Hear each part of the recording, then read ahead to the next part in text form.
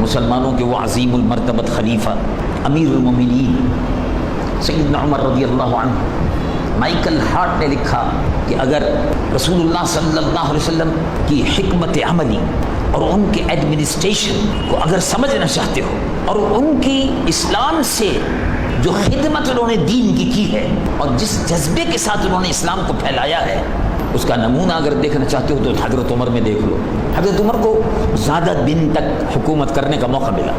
امیر المومنین سیدنا ابوبکر رضی اللہ عنہ وارضہ کو 2-2.5 سال کے عرصے میں 2 سال 5 مہینے 6 مہینے تقریباً اتنا عرصہ حکومت کرنے کا موقع ملا۔ حضرت سیدنا عمر رضی اللہ عنہ وارضہ کو زیادہ موقع ملا، 12 سال سے اوپر، اور اس 12 سال کے عرصے میں وہ عظیم الشان انقلاب اس شخص نے پیدا کیا جو مکہ معظمہ کی وادیوں میں اپنے اونٹوں کو چرایا کرتا تھا۔ یہ کمال کہاں سے پیدا ہوا؟ یہ کمال کیسے پیدا ہوا؟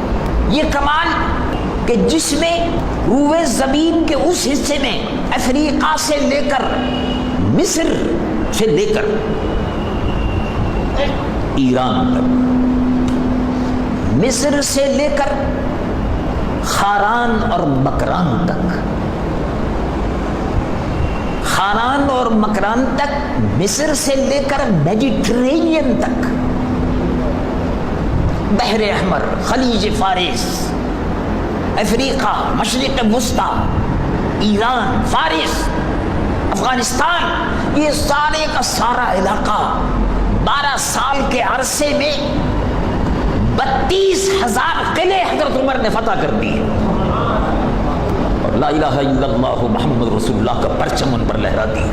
بہت بڑا کارنامہ ہے۔ ایک تو یہ ہے کہ فتوحات کرتے چلے جائیے، فتوحات ہو گئی، فتح کر لیا، لیکن فتح کرنے کے بعد اس علاقے کا ایڈمنسٹریشن، لوگوں کو انصاف پہنچانا، ان کی دہلیز پر انصاف پہنچانا، لوگوں کی خوشحالی کے لیے کام کرنا، ایک ایک بچے کی کفالت کرنا، کہ وہ عمر تھے جن سے 100 اونٹ نہیں سنبھالے جاتے تھے، وہی حضرت عمر جب تخت خلافت پر متمکن ہوئے۔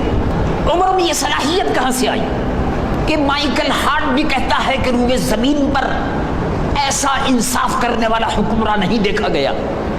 مستشرقین یورپ فلپ کی ہٹی اسلامک ہسٹری میں کہتا ہے کہ اگر عمر جیسے دوسرے ایک اور حکمراں مسلمانوں کو مل جاتے تو ساری دنیا فتح ہو جاتی۔ یہ پروفیسر فلپ دی ہٹی نے حضرت عمر کو خراج تحسین پیش کی۔ کیا خوبی کیا تھی؟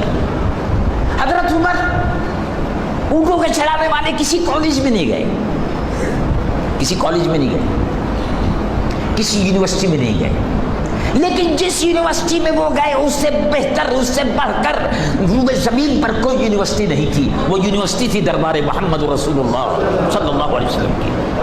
حضرت عمر نے اس یونیورسٹی میں تعلیم حاصل کی۔ عمر اس دربار میں پہنچے تو فاروق بن گئے۔ فاروق کا مطلب ہے حق اور باطل کے درمیان میں فرق کرنے والا۔ حضور پرنور سید العالمین محمد رسول اللہ صلی اللہ علیہ وسلم نے ارشاد فرمایا، اے عمر تم جس راستے سے گزرتے ہو شیطان وہاں سے بھاگتا ہے۔ اے عمر تم سے نفرت صرف وہ کرے گا جو منافق ہے۔ سبحان اللہ، رسول اللہ پر قربان جائیے، انہوں نے بتا دیا کہ عمر سے جو نفرت کرتا ہے وہ منافق ہے۔ منافق کی علامت اور پہچان بھی بتا دی۔ غیظ المنافقین، منافقین آپ سے بڑے قوتے تھے، بہترین فیصلہ کرنے والے تھے۔ ایک فیصلے کا رسول اللہ کے ماننے سے ایک مسلمان نے انکار کیا،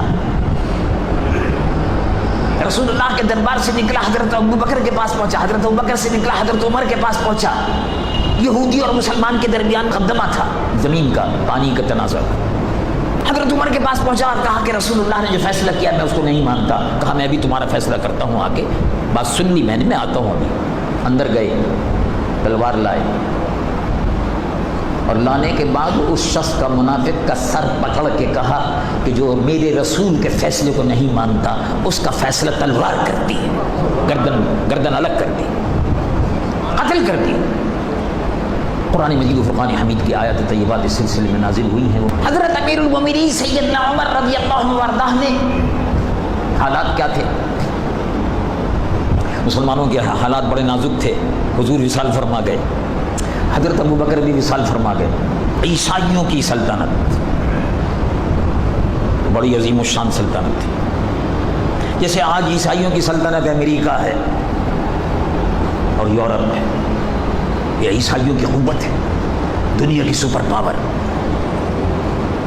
اور مسلمانوں کی سلطنت اور اس کے مقابلے پر عیسائیوں کی سلطنت دنیا کی سپر پاور۔ تجزیہ کیجیے،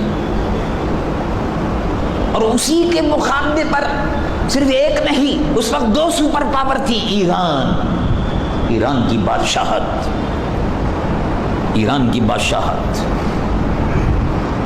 ایران کا بادشاہ خاندانی بادشاہ تھا، 1200 سال سے ایک ہی خاندان میں کسرا کی حکومت چلی آ رہی تھی۔ عراق ان کے ماتحت تھا، عرب کا بہت سا جزیرہ ان کے ماتحت تھا، دنیا کی بہت بڑی سپر پاور سمجھی جاتی تھی۔ رومن ایمپائر، اس زمانے کی تاریخ اگر دیکھیں آپ تو رومن ایمپائر، جس کو بیزنٹین ایمپائر بھی کہتے ہیں، اور ایرانین ایمپائر، یہ دو دنیا کی سپر پاور تھی۔ حضرت عمر رضی اللہ عنہ وارضہ کو یہ چیلنج کرتے رہتے تھے، عیسائی، آپ نے فرمایا مقابلہ کرو، تو کافروں نے کہا کہ ہم سپر پاور ہیں، تم تنہا رہ جاؤ گے، ہم تم کو دنیا سے الگ تھلگ کر دیں گے۔ انہوں نے یہ نہیں کہا او خطرہ ہے، دنیا سے الگ تھلگ ہو جائیں گے۔ مسلمان کبھی اس کی پرواہ نہیں کرتا، دنیا سے الگ تھلگ ہو جائیں لیکن اللہ سے الگ تھلگ نہ ہو۔ آج ہمارے دشمن ہم کو دھمکیاں دیتے ہیں کہ تم ایٹمی پاور بن گئے ہو، ہماری شرائط مانو ورنہ تم دنیا سے الگ تھلگ ہو جاؤ گے۔ تو حضرت عمر فاروق رضی اللہ عنہ نے فرمایا، کوئی ہم سے خوش ہوتا ہے ہو، ناراض ہوتا ہے ناراض ہو، ہم اللہ کو ناراض نہیں کر سکتے، ہم اللہ اور اس کے رسول کو خوش کر کے رہیں۔ مقابلہ کرو، خالد بن ولید مقابلہ کرو، سعد بن ابی وقاص مقابلہ کرو۔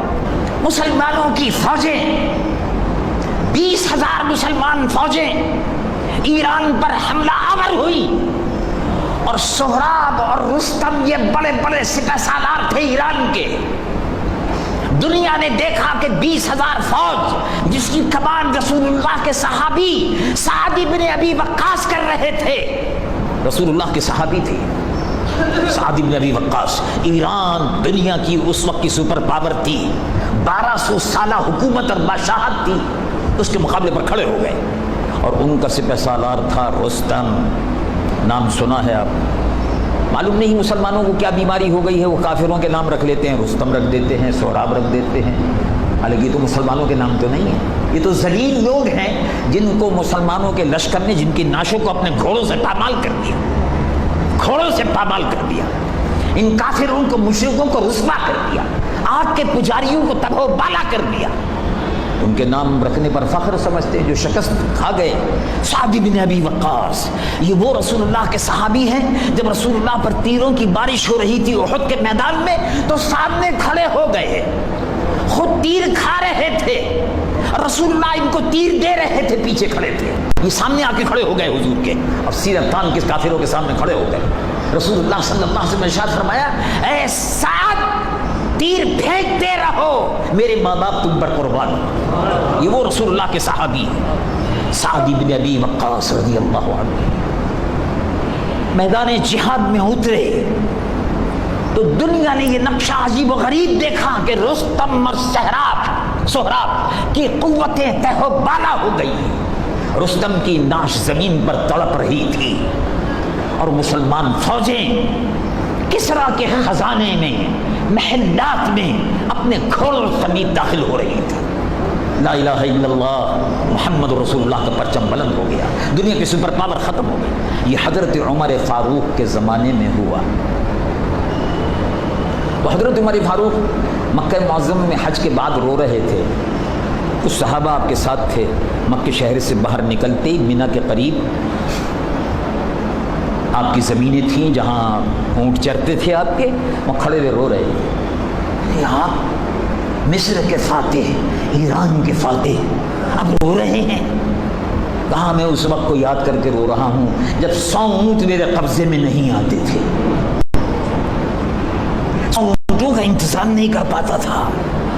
آج مصر سے افریقہ سے لے کر کابل تک لا الہ الا اللہ محمد رسول اللہ کے پرچم کو بلند کرنے کی سعادت اللہ نے مجھ کو عطا فرما دی.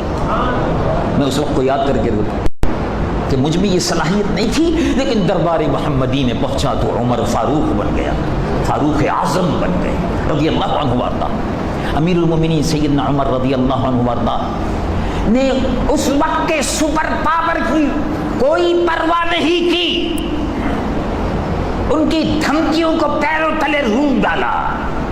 کہا تم سپر پاور ہوگے، ہم سپر پاور صرف اللہ کو سمجھتے ہیں، ہم رسول اللہ کے سپاہی ہیں، ان کے جانثار ہیں، ہمیں دنیا کے کسی سپر پاور کی پرواہ نہیں ہے. اللہ سپریم، اللہ مالک الملک ہے، اور یہ ملک اسی کا ہے، جس کو چاہے دے دے اور جس سے چاہے لے لے.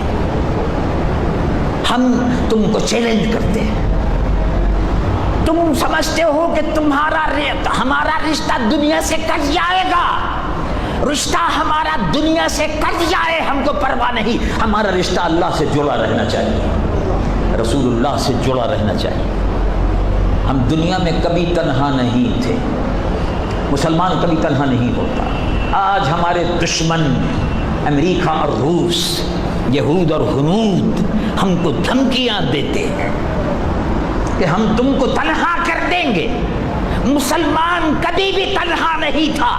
اگر تنہا ہوتا تو 1450 سال میں جو سازشیں مسلمانوں کے خلاف ہوئی ہے، اب تک اسلام اور مسلمان ختم ہو جاتے. لیکن معلوم یہ ہوا کہ اللہ ہمارے ساتھ ہے اور رسول اللہ ہمارے ساتھ ہے صلی اللہ علیہ وسلم. رحمت للعالمین کی رحمتیں ہمیشہ ساتھ رہتی ہیں.